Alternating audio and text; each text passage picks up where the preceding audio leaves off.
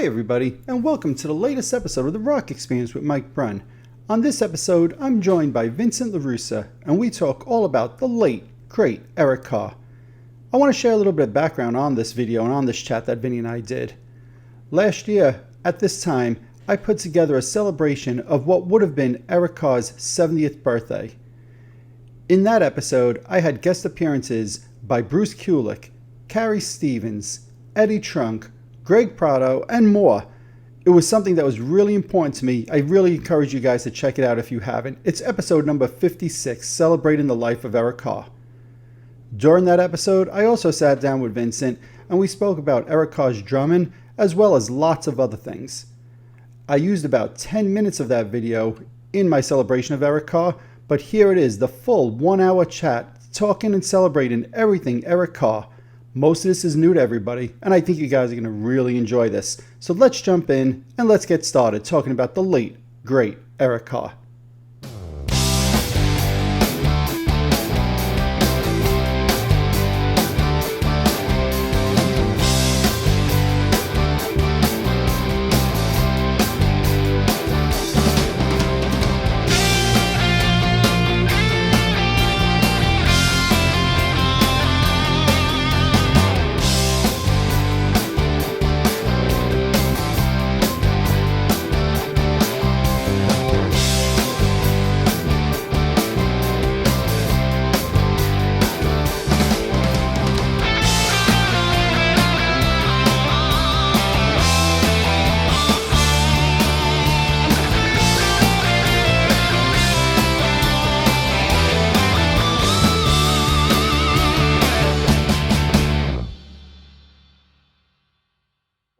When did you first get into Kiss, and when did you first start playing drums? I first got into Kiss in 1976-ish, I want to say. Yep. And that was, I discovered them through my cousin who was listening to the first live album. He had the gatefold open with two pencils and playing it like as if it was a drum set, which Okay. is kind of a cool tie to this whole thing. But that's funny, yeah. I didn't know who they were at the time, and it was, after that, there was no looking back, I was right. Full feet, body, everything in. Right, right, absolutely. Now, do you remember when they announced Peter Criss was leaving the band and a new drummer was coming in? How did you feel about that? I think you told me about it. Did I really? Always were kind of more, I think right. You were always more on top of it. Look, you gotta remember, this is pre-internet, Right, right, of course. Yeah, okay, so because Peter Criss was, my first musical idol. Mm-hmm. I was a bit upset that he was leaving the group. He was the only solo album I had. I was only allowed one. There was only one Kiss doll I was allowed to have. It was Peter Criss's. So obviously I had a certain affinity towards Peter. Mm-hmm. And I was one Halloween, one Kiss member, full paint, makeup, not those plastic masks. It was right. Peter Criss. I could provide details on how you could acquire those. Okay, print. please. Yeah. But so it was kind of like I just felt like, they're gonna destroy this thing that they have. That these are the four characters. Like, right. How could you bring in? This is their identity, but I soon took a liking to it, and a lot of it was because of Eric. His personality, his drumming, and he was a cool character. I mean, the bottom line, he looked cool. Right, absolutely. So I think they did a wonderful job in trying to create, a new identity. And imagine that pressure. Oh yeah, so, I think sometimes how they at first wanted to do the Hawk. I don't know if you're right, which to me was horrible. Yeah. And then they ultimately went to the fire. And they had different variations of his makeup, right? We know he did the makeup for the Palladium show different than what he ended up with. Of the Hawk, and I'll say the Fox version 1, and then the Ultimate Fox version. Which one did you like the best? Is it the classic one you like the best? So the one that for the People magazine cover, that was that the Palladium? Oh, see that? Yeah, this was not planned, folks. There we go. Do you remember that? I do. I remember when you got that jacket painted in Brooklyn, New York, at Caesar's Bay Bazaar. That's right, 1988 by Ray. Wow, Ray 88. Ray 88, yeah. What's really cool about that, though, I don't know, cool, but it says Kiss. It doesn't have the actual Kiss Right. logo. Were you worried about Gene and Paul coming after you? Yeah, Or, I was afraid I was going to get sued by Gene. Because you've ever noticed, like, when something's like unauthorized, they always put the Kiss, Yes. yeses, so they don't have to worry about any sort of copyright infringement. Yep, But yep. so is that the makeup that he used on the Palladium? Yes, yes. So, which was yeah, always that's my what I thought. favorite for whatever reason. That's why, I mean, Right. as you said, I just got this jacket painted in '88, and Yeah. that photo on my jacket is my favorite Kiss photo, perhaps ever. Maybe except for Yeah. the Live 2 gatefolds. No, I'll Yeah. exclude that. But Yeah, as a band studio photo, that's my favorite. I love that Yeah. makeup. I just love that whole era. 1980 was just so exciting to me. Yeah. Maybe because they didn't tour in America. I don't know. It's funny because I remember, again, you were kind of always my conduit to the Kiss portal. You know what I mean? Right. Mhm. You always had records before I did. Maybe because I was a poor little boy. No, because you always had the hookup at getting the records in advance. You always knew when they were coming out. I didn't have that, Right, right. And I remember you telling me about Kiss Unmasked coming out, Mm-hmm. and we were all like, "Unmasked? Does that mean we're gonna finally see it? Right, right. Then see them without makeup?" And Mm-hmm.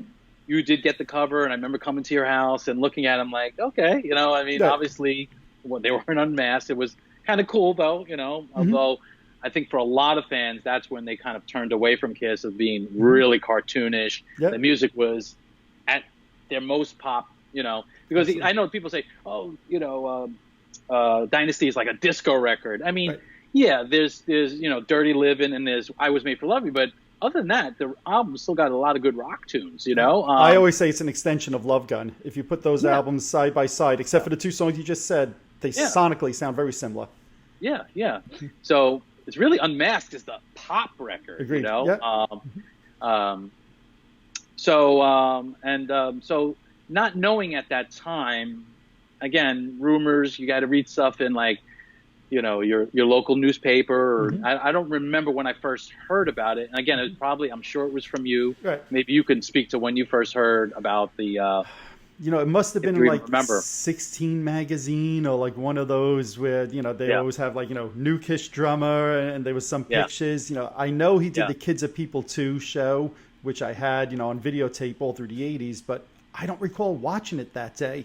I think I think for me it was 16 magazine, which Yeah. they did. I remember a whole spread, and then of course the People magazine and the cover. I still have my original from 1980. Those two, I don't know which one came out first. Maybe some people watching will know, but those two are the first memories I have of seeing Eric Carr. Yeah, and so what's interesting about the Unmasked to the Elder, which is the first album that Eric played on, is kind of at that time I went to a different school from you, and kind of we lost touch for a couple of years. Yep. So it's like my Kiss connection kind of like, even though I was a huge fan, but for somehow my musical journey changed a bit there. So even though I was aware of the Elder, I didn't own it. Right. I just had heard, like, actually a good buddy of mine, who's still a great friend of mine, had a copy of the Elder, and I just remember him playing it for me and being like, what is this? And then Right. like totally kind of just push it off, you know what I mean? Not really knowing at 12 years old, Right. 11 years old, 81, right? That came out? 81, yep. Yeah, 11 years old. Right. Like, what the heck that was? Right. Hearing Just a Boy and Fanfare. I'm like, this is not a Kiss record, Right. So there was a bunch of years there. I want to say about two years until you kind of brought me back into the fold during the Lick It Up album that Yep. came out. And then once I kind of went back and listened to The Elder and Creatures especially, Right. like that's when I really figured out, Right. yeah. So it's funny Totally. for me. It's funny for me because, like you said, my fandom didn't waver during Unmasked and The Elder. Although when I got The Elder, I know we did like our top 10 least favorite Kiss songs. And if you remember, I said Under the Rose is one of my least favorite. And I remember seeing the songwriting credit, Eric Carr, on there. And I remember thinking, well, this new drummer obviously sucks because listen to that song he wrote. It's like, Again, it's a I blame that 12, whole thing on him. 11-year-old.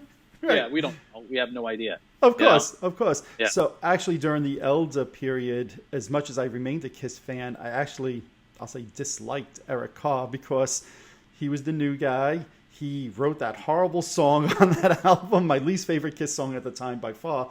I was like, it's not a good fit. And then I hate to say this, and people are going to throw darts at me when they hear this, when Creatures came out, I actually didn't like the album.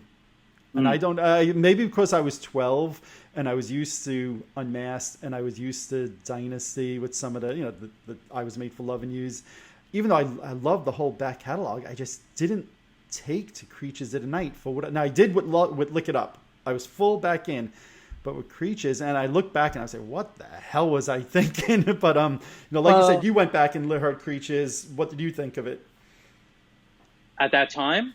At that time, and even now, right? So obviously, it's known for its bombastic drum sounds, and Eric Carr is the star of the album, right? So I've gone full circle on this, but now, what do you think? I mean, I just think it's a tremendous record in the sense of the drum sound. Yes, I was fortunate. I don't know if of course you remember when Michael James Jackson did a Q&A, and I asked how they got the drum sound. I was always interested in that. I'm not gonna get too technical. I don't even remember all the details of that, but it just when I heard that, I had never heard anything like that before. Sure. When you heard "I Love It Loud," I mean, there's really no record that sounds like that. Absolutely. Drum, and a lot of drummers, Tommy Lee, for instance, when he was recording, I think when they were doing Dr. Feelgood, told Bob Rock, "I want that Kiss drum sound, right. that they got on Creatures of the Night." And even though they got a great drum sound on that record, there's only one record that's the cool thing about that record. There's only one record that sounds like that. Yep. And we listened to a ton of metal back in the day, but they just got it. Like Lick It Up is like Creatures of the Night light, you know what I mean? And then they kind of just progressively changed, same producer, for Creatures and Lick It Up. But there are things about Eric's drumming that I think go unnoticed. And one of the things is his, and I'm going to come from a technical standpoint. I think that's kind of why you have me on. Yeah, absolutely. No, serious. He when he's playing his hi-hat, he does these accents that I clearly hear on the record that makes it's very tasteful, and it's hard for me to demonstrate or to explain without having a drum set in front of me. I'm sorry, I don't have that here. But there's something where if you're a drummer and you're playing and you're doing kind of like there's some drummers who play a hi-hat and they've got this kind of pumping action with it, and then you see some drummers who are playing like this. There are schools of thought as what's actually the right way to play. But what affords you in the sound when you're playing like this, it's like a pumping action, and when you're hitting down like this and then pulling out, you're having an accent, and the release is kind of like a lighter touch. Okay. So if you're going like this, you're getting a kind of and you're also creating a groove in the sense. There's a lot of what Eric did in the sense of his. I know people always listen to the kick drum, listen to the snare, listen to the hi-hat. Right. Listen to what's going on in the hi-hat. Now, let me pause you for this because I'm not a drummer, right? But I know you are. Yeah. But as you're saying this, just lost no. So you're not losing me because as you're talking about this, I'm thinking, what songs could I trying to put through my brain what you're saying, and the song that comes to mind is "Saint and Sinner." Like I always remember the hi-hat in that song; it just sticks out for me. I don't know if I'm off base on what you're saying, but that's a song like to your point that I always remember, like the hi-hat sounding cool, interesting, different. Yeah. So what he's doing now, he may have played that two different ways, and it's got that. Now he may be doing a double hand like, and then opening with the foot, or he might be going, and so like it's kind of if you have fast hands. Now I don't know, there's no documentation of Eric ever. They never played the song live, as far as I know, right? No, they didn't, right? But yeah, that's a great example of a tune where, again, with accents and releasing and opening the hi-hat. The hi-hat is it's what's the not underrated, underappreciated part of the drum set.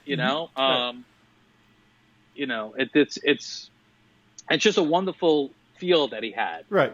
And you know what? Peter Criss had that in a lot of tunes also, but we're not going to talk about Peter. But again, you could look at songs like, Dr. Love. He's got a really great feel, and he's doing ghost notes on the snare. Band. He's doing all this cool stuff.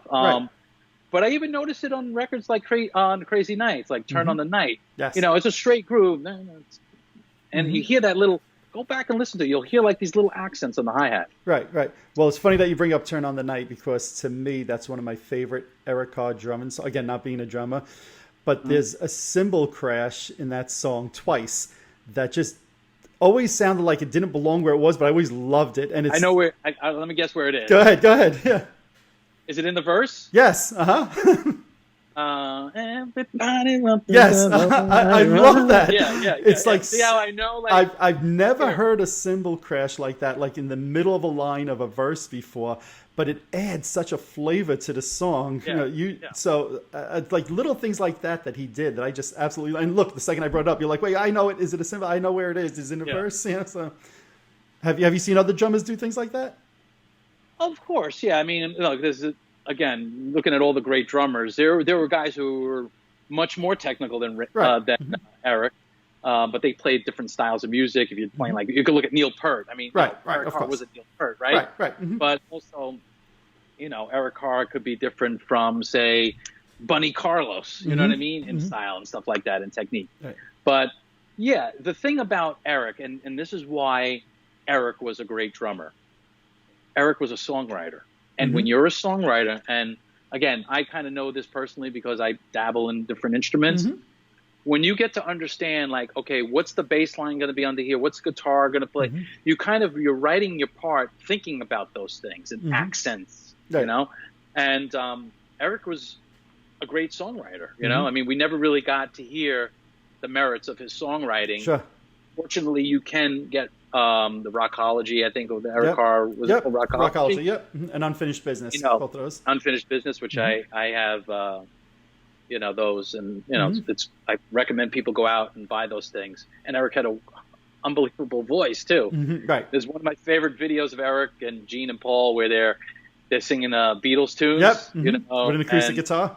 Acoustic guitar, which is great. But I feel like I'm tracting here, but no, that's good stuff. About Eric. That's good stuff. But there was some other stuff I wanted to talk about in the sense of Eric's drumming, and that's again, you go back and just listen to every one of his records, you're going to hear a little bit something different. And one of the things that I picked up that I didn't really hear other drummers doing at the time, and especially when I watched Animalize Uncensored, and I was going to get to that, is a use of riding a tom.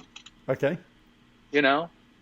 He would ride a floor tom or rack tom like it was a ride cymbal. Right. Okay. And he did that a lot. And even like his drum playing on Tears Are Falling, boom, boom, boom, and he's doing this like, and he's kind of riding the floor tom, and he's going from the hi-hat. He's not just doing bam, bam, bam, bam, bam. He's a boom, boom. Right. It's such a cool, different pattern. I remember being at the time thinking like, I'm sure there's another drummer who's done this, but in this world that I'm living in of rock, heavy metal, this was kind of a cool thing that Eric brought to the table. Right. Absolutely. Absolutely. So. No, you're right. When I think of that song, and I love that song, it definitely has a unique type of drum pattern. Like you said, it's not just a boom, pa, boom, boom, pa. That would totally change the song if he did drums like that in that song. Yeah.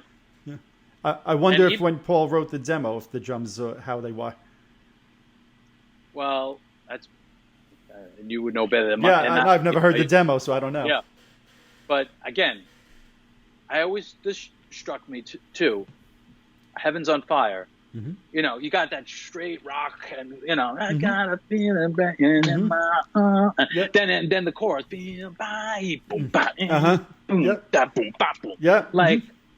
Totally original. Right. I mean, just clever. I mean, he could have played that on the ride cymbal, but Eric didn't do that. He was like, Paul sings a line, he's kind of, it's like a call and answer type of thing. Yeah. It's very tribal sounding. He had like this really tribal feel. And he did that a lot in tunes. And that was something to me at the time was very original to me, and very thoughtful. Right. And I wish we knew what the dialogue was when they were in the studio, I'd love to credit Gene and Paul for some of that stuff, but from Eric, just because that'd be cool because they're not drummers, Right, of course, right. No, to me, I think those are all great points, and I think that's part of what's lost with people with Eric Carr. I know sometimes people, I'll say, knock the fact that in concert he was playing very fast. I think from everything I've read, that's a Gene Simmons thing. Gene was like, we got to play faster, we got to play faster. And that really started during the Lick It Up tour. If you go back and listen to tapes from the Creatures of the Night tour, and especially the Unmasked tour, the tempos of the songs were not fast the way they were in the 80s. I don't think that's an Eric Carr thing. I think that's a product of the times, and Gene Simmons saying we got to sound relevant and play these songs, full speed.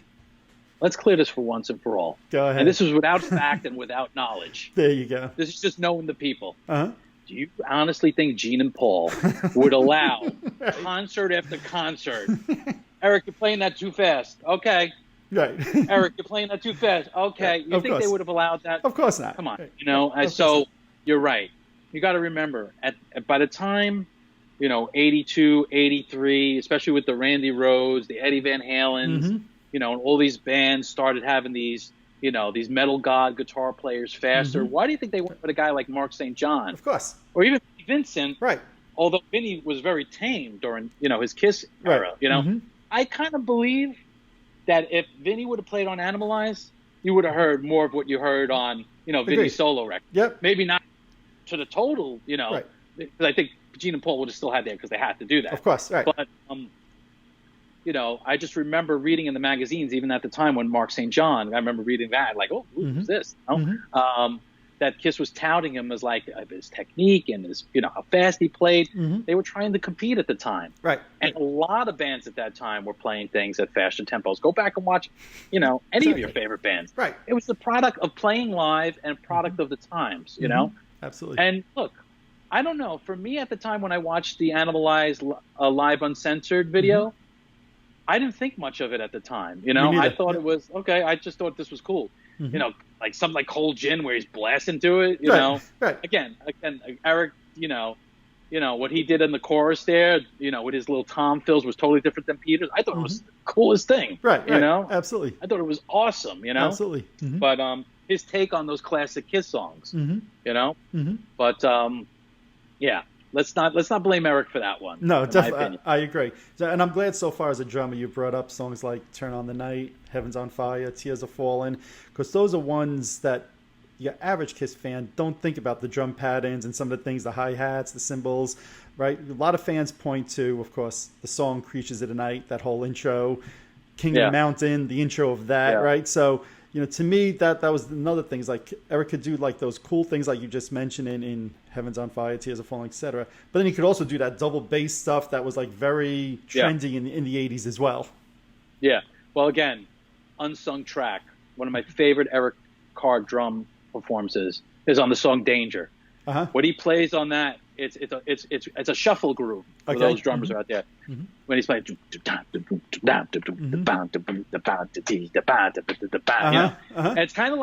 it's kind of has a little bit of what Detroit Rock City is. Right. That's true. I never thought of it. It's a shuffle feel, and that's why it's like, again, for those people who pick on Peter, all you need to do is one thing in life, in my opinion. If you do it great, it establishes your skill set and some. Whether Bob Ezrin tortured the guy or whatever, we know the story. Right. The fact of the matter is Peter played drums on that track. Absolutely. You know what I mean? So if anybody wants to pick on Peter of his drumming, or, he wasn't technical, again, listen to that track. Absolutely. You can find it isolated. Listen to it alone. Awesome. It's about Eric. Right. So then are you saying Danger, right? You mentioned Danger. Is that one of your favorite Eric Carr drum tracks? Oh, yeah. Yeah. Okay. But again, he could take a song like Reason to Live on a ballad. And it's where the drums are sitting, the feel that it creates. Eric didn't have the most complicated drum fills. But what's that song? Get All You Can Take. Again, I could go into what he's playing 8ths to 16th to 32nd notes, whatever he's doing. But it's just a cool lick, you know? People always talk about guitar licks and drum licks. Let's give drummers some credit here. Right, absolutely. That starts off the songs. I think about songs that just start off with drums, Great drum. Maybe people say, well, it's not one of the greatest Kiss songs. But that's fine. No, but you're right. If that's not one of your favorite Kiss songs, listen to it for the drums. Absolutely. You got a totally different appreciation of the song, I think. Absolutely. So. And it's funny that you said it with the drum fills because, and I've heard different things about this one that maybe it's not Eric Carr, but I hope it is. I love the drum fills on Forever. To me, that's in part what makes that. And I know I've heard rumors that maybe it's Eric Singer and it was the demo. I hope it's not. I hope it's Eric Carr because that's one of my favorite songs of drumming, and those drum fills to me, to your point, sound very Eric Carr-ish, but I'm not a drummer. What do I know? So why can't we get the official information on that one? Well, there's a whole thing about Hot in the Shade and Drum Machine, and we know whatever, but which is a whole other topic of discussion, and we will talk about that someday. Right. But, absolutely. So you mentioned before about Eric being a songwriter, right, and playing other instruments, and I think a lot of people do know that he actually even plays bass on I Still Love You, which to me, I love that bass line also. So, we're talking about all the drum, and he does rightly so, but that's just a great, like, in the pocket bass line that adds to that whole song. And Gene said he couldn't get the feel, and Eric came in and really aced it. Yeah. Oh, I see what you did there. You like that? You like that? Yeah. Yeah. Well, I tell people that, I know that I play drums. I've been playing a lot more bass lately. And people say, how do you adapt to this rather quickly? And I say, you have the advantage when you're a instrumental. I can't say the word. Say it for me. When you play multiple instruments. Thank you. You kind of know where things feel because it's in your hands. It's inherently in your hands when you're playing drums. You're going from this motion to this motion. It's still rhythm, right.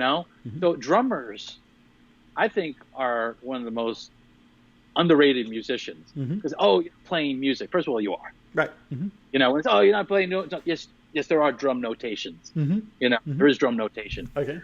So you have the advantage of, I think, when you're a drummer and you play guitar, bass, and these other rhythm players. I see outstanding guitar players who are technically great, but they don't play in time. Right. Put a metronome on and they're all out of time. Right. So I think Eric, reason why he got the feel so good, boo-doo-dum, boom, all those little in between those drum fills.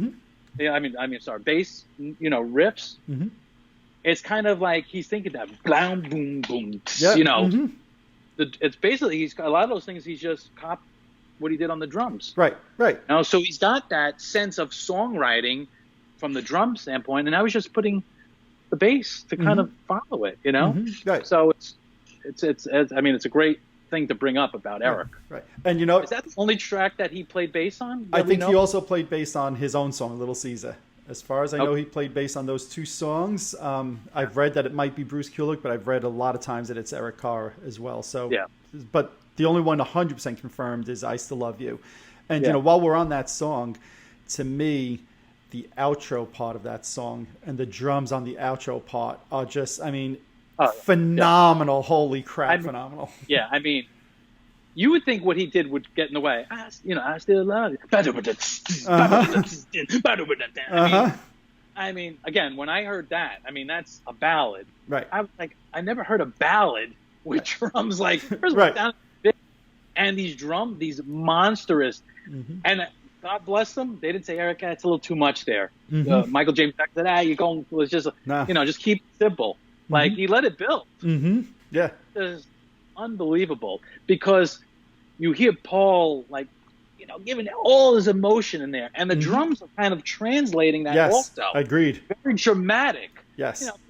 If he was just laying back there, it's really giving Paul's saying, I really, really love you. Right. That whole last note, That last note, Paul's, I love, and then Eric's, dunce, dunce, dunce. That's just a freaking amazing, absolutely amazing. There's no doubt in my mind I'm listening to Creatures of the Night after we get off this. So I haven't listened to that record from top to bottom in a while, man. Right. No, it's amazing. And look, people talk about the drum sound, but whether it's like you said, the hi-hats before, whether it's the drum fills on I Still Love You, Danger, there's just great drum parts. Forget the sound for a moment. There's just great drum parts on that album. Yeah.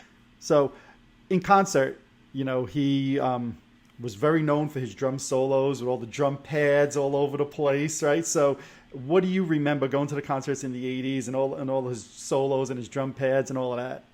Well, let me just rewind it a little bit. So after, and it was, I mean, my brother remembers it too. I think he actually commented on it recently that you brought over the Animalize Live Uncensored video. And we watched it. And that was kind of like the first time I'd seen Kiss, because I hadn't seen Kiss live at that and up until that point. So this was like, for me, like, other than seeing old footage and, you know, Kiss Exposed wasn't out yet, where we got to see a lot of that stuff. Seeing from top to bottom a full concert, the thing that really got me, because around that time is when I started, and I know you asked me earlier, when did I start playing the drums? I started playing the drums in 1985, so I was 15, and that's when Animalize came out, right? 84? 85? 84, right? 84.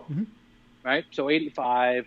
I don't know when Live Uncensored came out. Did that come out in 85 or 84? I think it was March of 85. Don't quote me on that, but it might have been like July of 85, like in that time period. So it falls kind of into my timeline of what I'm thinking. Right.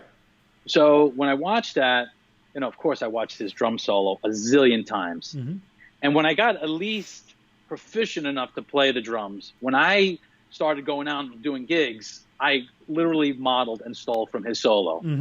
You know, even the thing that he did in War Machine, doom, doom, doom, doom, doom, doom, doom, you know, that whole thing, which the song doesn't start that way on the record. Right, exactly. Which was awesome, you know. But I was copying his drum solo. Right. You know, I would sit down in the basement and just literally try and play his solo. You know, and that was one of the first drummers that I ever tried to copy a drum solo. You know, it was really from when I watched that video, and just it was like this little guy playing the drums. And I remember this one part in Animalize Live Uncensored, where he's doing a double bass thing. He's D, and you see they show his back, and you see all these things on he's wearing like this belt or something. And these things crackle. You see I don't remember that. And it's just like this cool moment, like it was just a great shot of him doing the double bass. Right. You know? And then it was always cool, like he would always get up and stand on the bass drum at the end and do that thing, you know. But when I finally did get to see him live, to your question, and him having these electronics. And it was the first time I had heard somebody orchestrate a solo with he have like these synth hits or guitar.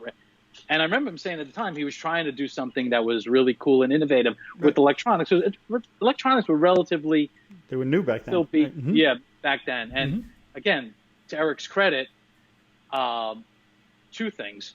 He used them in concert, but didn't do the Alex Van Halen like on 5150 where you hear the like electronic drums, which is like when I go back and listen to that record, it kind of like it's a little hard for me to. At the time, I thought it was the coolest thing. Right. But that sort of thing didn't age well. But they didn't really. Kiss really didn't do that. You don't hear songs where they kind of totally went all electronics on the toms and stuff like that. Yeah, if you listen to Hot in the Shade, you hear that it's some sort of electronic drums they were using, but not blatantly bad sounding. Right, it wasn't 5150 drum sound like you said. Exactly. So, yeah, I thought, like, I mean, that was one of the great things. I didn't have the advantage of being up close, but I couldn't wait for Eric's solo, you know, and just hearing what he was going to do. And remembering that the Animalize Live Uncensored was kind of like the bass line.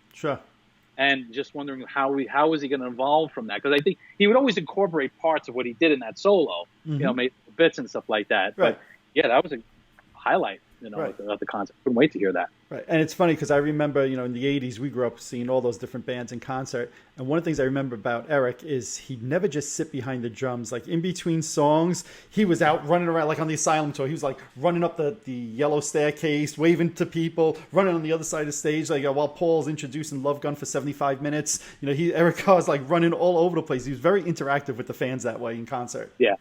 And from everything we've ever heard from anybody who's spoken about Eric is his personality and how just people love to be around him and what a great human being he was. And, you know, I think, and we've heard stories too, like Eric always wanted more from Kiss. He felt like, you know, in some ways, I think he felt like insecure in the band. You know, we've heard those stories where, you know, it felt like maybe he wasn't good enough, and which was, you know, when you look back at what he did, but you know, us musicians, we have our insecurities. Right. I mean, we're always beating ourselves up, thinking like ever good enough. Right.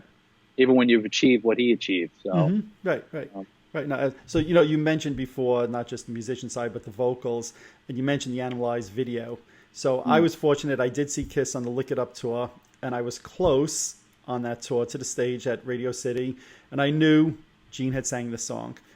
Then on the Animalize tour, I was sitting on the floor like 87,000 rows back. I was 14, 15 years old. I could barely see. I, A, thought Mark St. John was still in the band. B, had no idea that Eric Carr was singing Young and Wasted until I got the Analyze video. And I was like, what did he sing Young and Wasted for on this night? That's what I thought. He sang it only for the video at first. What was your impression, your take of him singing that song, and how do you think he did it? Well, again, I think, a lot of people credit, and rightly so, Eric with that raspy voice. And Eric could get that. He could get like that edgy kind of voice. We've heard him sing with a sweet. Listen to, on God Gave Rock and Roll to You. He did the To Everyone Who Gives, right? He did that whole thing. Right. I mean, I just think about that. It's like certain level of emotion, knowing that was like Eric's that was his last. That was his last recorded song. Yep. Yeah. But yeah, I thought he did a great job. Black Diamond, again, you associate Peter Criss, all those years doing Black Diamond. That was his song, and I was like, and then we got to hear him on Smashes Thrashes do Beth, and that was something, I remember us talking about it at the time. We were like, oh no, but we love Eric so much. Right, exactly. Eric do no wrong. Right. And I remember sitting again in your room the first time we heard it, and we listened to it, and your brother said, I think Eric sang it better. I think now, again, no one's ever going to meet top Peter. It's just, it's Peter's song, you know what I mean? It's his song, right. But I mean, and I know Eric, because from all we know, didn't want to do it. Right. He called Peter up, right? And he apologized. I'm sorry. Yep, absolutely. Wanted me to do this. Right, exactly. He did an unbelievable job. Different from Peter, obviously, because he sang with a sweeter voice, you know?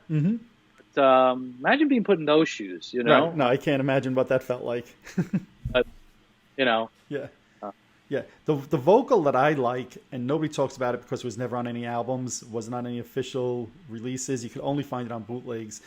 But on the Asylum tour, Kiss would go back and forth. Some nights doing Whole Lotta Love, and the other nights doing Won't Get Fooled Again. And when they did Won't Get Fooled Again, Eric had the last verse, which is only a couple of lines. But I love the way Kiss did that song live. And I love the fact that, A, they gave Eric a couple of lines, right? Because at the time, Gene and Paul could be on ego trips and be like, hey, we're the only ones singing, just like on the albums. Okay, even still. At the time. Even still, okay. All right, they were even more so than now, right? At least now they give Eric and Tommy a song, right? Back then, Eric Carr, every album was like, hopefully this is the album. Hopefully this is the album. And, there's demos of Eric singing songs going as early back as Lick It Up, and they never made the albums, right? But when they did Won't Get Fooled Again in concert, he had that last verse. I think it's only 2 lines, but I just love the way his voice sounded great on that. It's still, I wish there was a proper, great live recording of Kiss doing that song. Yeah, and I'm going to divert very quickly. I'm just going to do a little promotional thing. Go on YouTube. Check out it's the 90s version of Van Halen doing Won't Get Fooled Again with Sammy Hagar in I think it's Eddie's studio. They did it live. You see Alex is in a separate drum room and whatever. Unbelievable version. Right. And I think they did it recently with what is it called? The Circle? Okay, probably, Right? I think with his new with Jason Bonham and stuff like that. Would make sense. It's a great performance, but again, you brought up I can't, in my musician mind, I can't help but plug something when I think people should watch something. Right. But yeah, you're right. That was a totally cool thing, and it was kind of like another, side of Eric we got to hear. So absolutely. So finally, though, Eric gets a song on Hot in the Shade, Little Caesar. Now, I think that personally, you mentioned before, like the Rockology CD and Unfinished Business. I personally think Eric had better songs than Little Caesar. That Kiss didn't use for whatever their reasons, right? But I remember you and I being so excited that Eric finally had a song on an album. Yeah. And I think my thought at the time was, would I rather have a Little Caesar pizza pie right now? Or No, I'm just kidding. No. Actually, I never had Little Caesar pizza. Me neither, actually.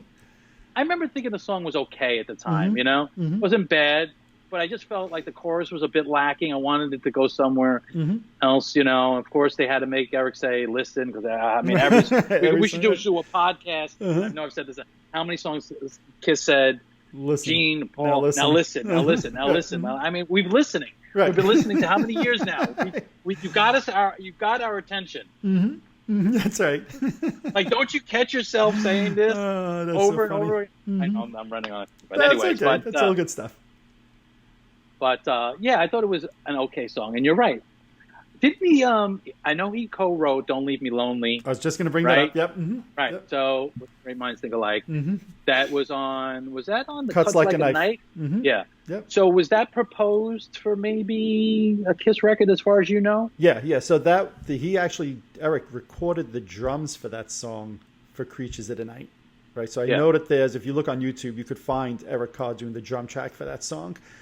To my knowledge, the band never recorded a version of it with either Paul or Gene singing it. I've never heard that, but they did go so far as to record the drums for consideration. So I don't know at what point it dropped off, but that's another great song. Actually, that was my somewhat introduction to Bryan Adams also. I mean, I think I knew the song Cuts Like a Knife, but you know, when I bought the album, I was very aware, hey, Eric Carr has a co-write on this. Oh, okay. I was like, who are you talking to?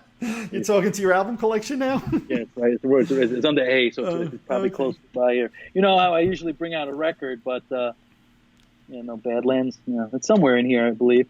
Right. But so. But I think that's a great song, Don't Leave Me Lonely. I wish Kiss would have done it for the Creatures of the Night album. Of course, I can't stop until I find it. Of course, no. There you go. Value priced, $4.99. Yeah. Don't leave me alone. And I always thought it was always cool. Like when we were younger, when you would, take it out the, Adams, Valance, Carr. Yeah. I thought, wow, that's cool. Right. Eric Carr's got a co-write on a Bryan Adams album, which was much more popular than the Kiss albums at that time. Right. Yeah. But, so, go ahead. No, can I just mention one thing? Yeah, because of course. One of my favorite songs of all time by any artist, how can we forget this, is the song Breakout. Mm-hmm. Yeah. That was eventually, recorded by Ace Frehley. Yeah. But did appear on the Car Jam on the Revenge, right? Mm-hmm. Yep. From all accounts, right? That's Eric's song. I mean, right. Now, did he play on the original Car Jam? Was that him playing guitar and bass? I don't think so. I could be wrong. I'm not positive. Okay. But I know on the released version, they put Bruce Kulick played guitar over the track. He played, yeah. Mm-hmm. Now, he wrote that. That's his riffs, as far as we know. As far as I know, yeah. That's his riff. Yeah. So, I mean, again, it's one of my favorite songs of all time. And, and I think the Ace Frehley's Common version is tremendous. Right. Absolutely. Again, I just wanted to mention, Eric Carr and his songwriting prowess. Right. Right. And just think about that. That could have been a Kiss song, it wound up on as a tribute thing, So. Right. No, so look, you mentioned that song, and to me, if I look at the Rockology CD and the Unfinished Business, I mentioned before, Eyes of Love, I think is a great song. It's better than probably 90% of the Kiss songs from the 80s. I don't know how that didn't make an album. That should have been his first song, singing lead. I love the song Can You Feel It? I know it's considered like a Rockheads song, but I still think it's a cool song. It could have fit on a Kiss album somewhere. Somebody's Waiting is very different. I understand that it's not very Kiss-like, but it's a frigging well-written song. And I know I remember sending you one of these a couple of months ago, the song Just Can't Wait. I think Eric had all the music, but not the lyrics. And yes, I know it sounds a lot like You Give Love a Bad Name, but it's still a great, catchy song. And, there was opportunities there to include Eric, I feel, much more than Kiss did, which maybe lent to some of the frustrations that you were alluding to that he felt during the 80s, Yeah. I mean, look at it from his point of view. You're in this great band, right? Mm-hmm.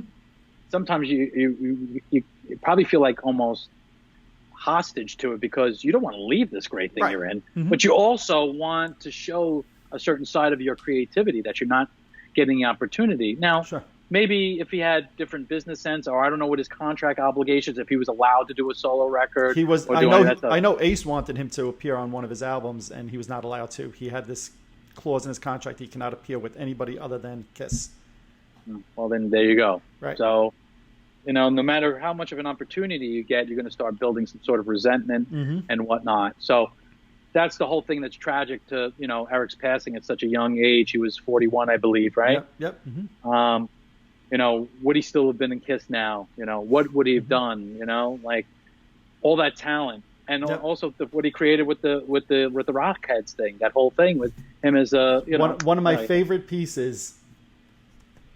Wow. Right. So that's what's down there. Oh, you got a. It's a signed check. Since I don't have anything autographed by him, it's a signed check under his real name, Paul Caravello.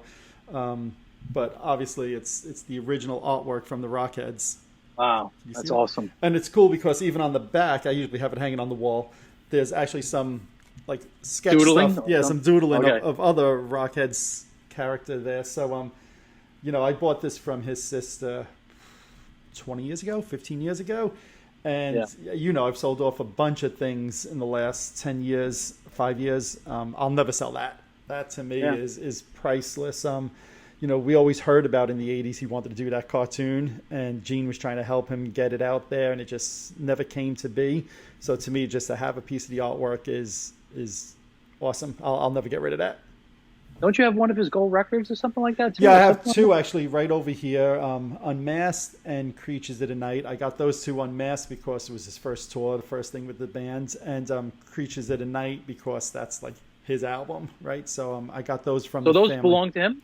Well, they were never actually owned by him, right? So the family actually sold a bunch after the fact, after he passed away. These I got from the family before they were putting them up on eBay like every 2 weeks or something like that.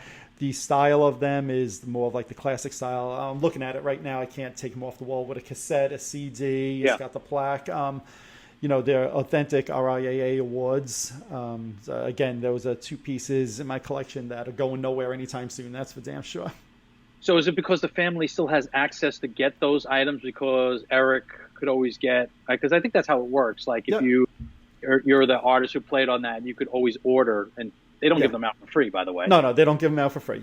Right. Yeah. Even if you're the artist, I think you have to pay for these things. Absolutely. I understand. Yes, you do. But it's interesting. Yeah, those are cool pieces. Yeah, no, I love those pieces, and I love the artwork. Like I said, these are my Eric Carr things that will never be sold.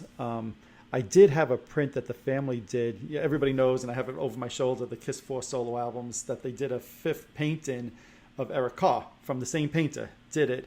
Yeah. And I had this great print of that, and that I did sell like 15 years ago. I'm like, damn, I don't know if the family still makes them. I have to check and see because I'd love to get another one of those again. Yeah.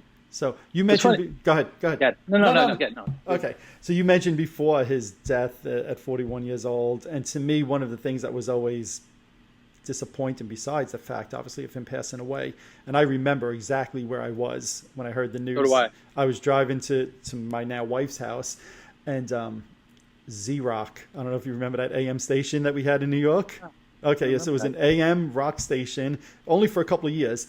And they announced on there that Eric Carr had died. And I knew he was sick, but I didn't know he was going to pass away. And I remember just sitting in the car, not going to my wife's house or my girlfriend at the time, and just being like stunned, like, oh my God, Eric Carr's dead. And then sadly, double sadly, Freddie Mercury, everybody knows, passed away the same day. And, Eric Carr was not a huge name to begin with. So the media coverage that he was going to get was probably going to be light, but there would be some. And once Freddie Mercury passed away, the likelihood of Eric Carr getting anything, I think there was like a 1 second blurb type of thing on MTV, and pretty much that's it. So that always disappointed me, the timing of that. Obviously you don't want anybody to pass away, but understandably, and I'll say rightly so. I mean, we love Eric Carr, but Freddie Mercury was Freddie Mercury, right? Huge, so, huge, exactly. Stuff. That's going to overshadow pretty much anybody passing away at that time. Absolutely. Yeah, I too remember I was at work, and a coworker who I think she may have told me about it. It came up on the radio, and I was just sitting at my desk. And at first I'm like, what you just said, is that really true? It's like you don't believe it, but I just kind of just sat there for a while, just like you feel like a part of your world has just been taken away. I mean, this guy still, was like a hero. Right. And that's the thing, going back to what I said about, Peter being my original, music hero, my first hero. Then through the 80s, Eric, I was like, Peter who? You know what I mean? Right. Not really, but I was like, Eric, I was like all in. I wrote to Ludwig. They sent me promotional posters. It said, you remember in the back in the ad, you write to, and they, and I got the poster and put them up on my wall. And but the one thing I was going to say a couple of minutes ago when you said go ahead, I said no, you go ahead. Was at the time when I had the opportunity to buy my first real drum set, I felt like I betrayed Eric because I didn't buy a Ludwig drum set. I went with a Tama drum set. And at the time, I can't exactly remember why I chose Tama, but a bunch of other drummers that I love were playing Tama. And there was a certain influence I had. And a lot of guys were playing Tama at the time. Sure. I loved their, you know what it was? I loved their hardware. And when I bought this set, I'm like, yeah, but Eric plays Ludwig and I'm buying Tama. Like, I'm thinking like, maybe I could take the drum heads off in the front and put Ludwig, so it's still like, like I'm like, no, I can't do that. But that's how much, like, how deep connection I had with Eric. It's like, even when I bought my drums, it felt like I was betraying the guy. Right, that's so funny. But I don't think I knew that actually. You probably kept that hidden inside all those years. Yeah, a little bit. I knew you were playing Tama. Yeah. So what did you think of Kiss, obviously on the Revenge album, like you mentioned before, did Car Jam? Did you feel that was, I'll say, recognition enough for Eric? Do you think Kiss should have done more during that time? I mean, thinking about what else could they have done during that time. I know they mentioned it in the liner notes. They did include it. Did they have something in their vaults of something with him singing on it or demo or something that they could have done? No? For me, I wish I was fine with the Car Jam song. I thought it was a perfect way to end the album.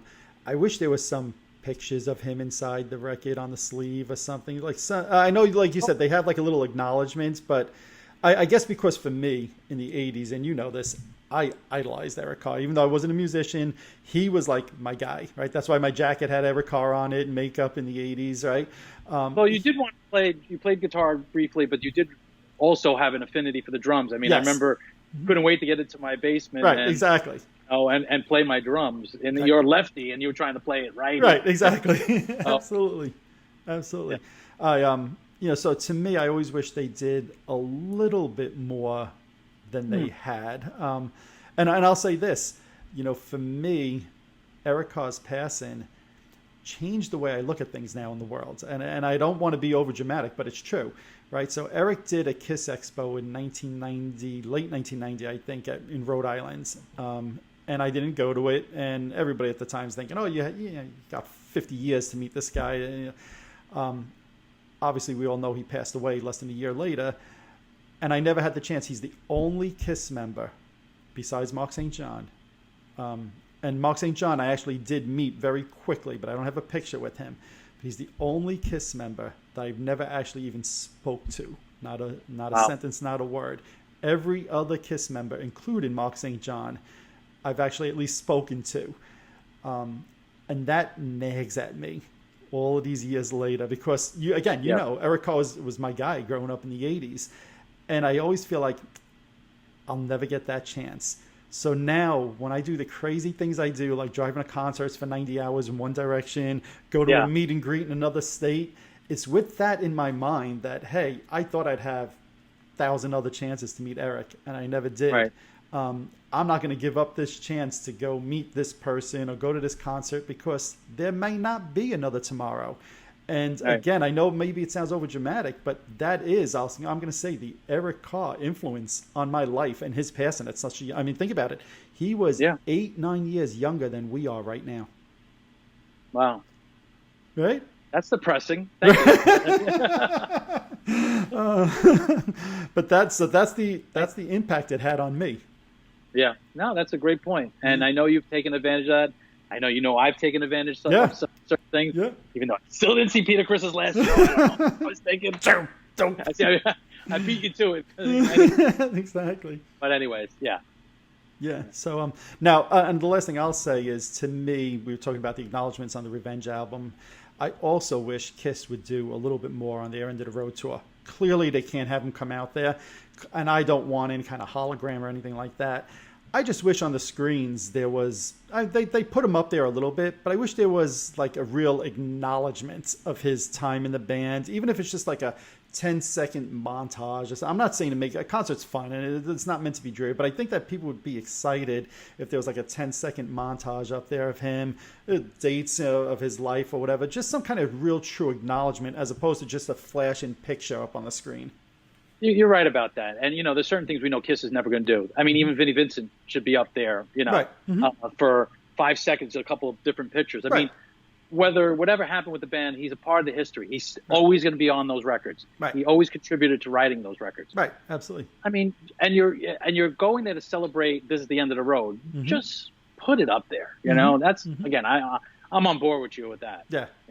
100%. That's my one disappointment with this tour. Yeah. As I wish they were, especially for Eric, and I agree with you, they should acknowledge Vinny. They acknowledge Mark very briefly also. Bruce, right? Bruce gets no acknowledgement either, and he was an integral part of the band. But I just feel, especially with Eric having passed, there's no opportunity to bring him up on stage at all, obviously. I just wish there was some real true acknowledgement on those screens. Just my opinion. I agree with you. Right. So, one other thing I think of right now, when Eric joined the band, we mentioned before his real name, Paul Caravello, and they changed his name to Eric Carr. And at one point they were talking about his name being Rusty Blade, which is amazing. Thank God they didn't use that. That's just... That one I never heard before. Oh, really? Okay, yeah. So the Rusty Blade was under consideration. And... well, thank God they went with Eric Carr. And what I think is interesting also is his tombstone. I think it says Caravello on it, but the only full name on his tombstone actually says Eric Carr. And I guess that in some ways tells you the impact that he had, that in life, his real name is Paul Caravello, but in his afterlife, people realize he's really going to be remembered as Eric Carr, the drummer of Kiss. Right. And, to me... it's his passing so sad, but I find that kind of, I hate to use the word cool because there's nothing cool about him passing away, but I think it's kind of cool that that's the way he's going to be remembered because he had that kind of impact on people all through his life. Absolutely. Yeah. Absolutely. Yeah. Yeah. Anything else on the drumming on any of the songs or the albums or anything that you didn't mention? You have another 2 hours? I could go on a long time about, me the way I get on my, when I start talking about especially technical and musical stuff on records. But I think I highlighted, most of the stuff that I'm sure when I get off this call, I should have mentioned that. But we'll save that for the blooper reel. There you go. But yeah, again, as we've always said, and you've been great at doing this, celebrate Eric's life. Right. Always. Go back, listen to all those records. Just listen to what he did. Right. And even the songs that are not your favorites. That's what I always say. If, whatever song is not your favorite on a particular record, just listen to what Eric did on it. I think you'll have a certain different appreciation for the song once you do that. Can I skip over Murder in High Heels? I could think of a couple others too. I think they made some of our lists. That's right. No, but in all seriousness, I will go back. I will listen probably to Danger now and listen to that Shuffle Feel. I'm going to listen to Get All You Can Take. And, look, I always listen to Tears of Fall and Heaven's on Fire. But, I think I'm going to, during this week, as I get ready to put this out, listen to some of those songs again. And I advise everybody, like you said, once we put this live, go back and listen to those songs and listen to the drumming on them because there are some really great, maybe sometimes simple, but really great parts in those songs. Yeah, absolutely. He was a drummer's drummer, but also he was a songwriter's drummer. Right. Well he said. was great at writing parts that moved the song. Right. And he just had a great feel. He had an unbelievable feel. Right. And we lost him too soon, unfortunately. Unfortunately, but we'll celebrate his memory. We'll always have the albums. Absolutely. That's his legacy that he leaves behind. Without a doubt. And no one could ever touch that. That's right. All right, buddy. Well, I appreciate it. This is great. I enjoyed the insight on some of the drumming and some of that stuff and thinking of him from the musician's point of view. So I appreciate that. And I think we'll call it a wrap for this episode. Thank you very much. Sounds good. All right. Thank you. Later.